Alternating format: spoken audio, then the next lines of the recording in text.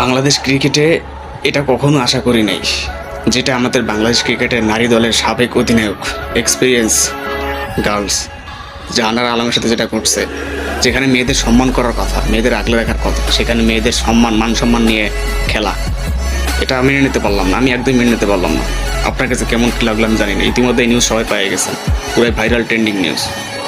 বাংলাদেশের জনপ্রিয় এই যে স্পোর্ট জার্নালিস্ট রিয়াসাদ আজিম সাংবাদিক, ওনার এক ভিডিও বার্তা মানে সাক্ষাৎকারে এখানে বাংলাদেশের সাবেক অধিনায়ক জাহানারা আলম কেঁদে অঝরে কেঁদে তার সাথে যেটা ঘটছে সেটা তিনি শেয়ার করছে।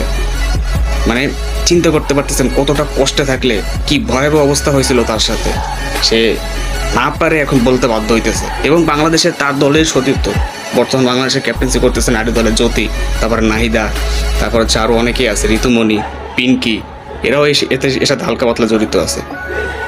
কারে বিশ্বাস করবেন এই দুনিয়ায়? আপনার মান সম্মান নিয়ে খেলবে তারা। কি বলবো, বলার কিছু নেই। এ কি সঠিক বিচার হবে?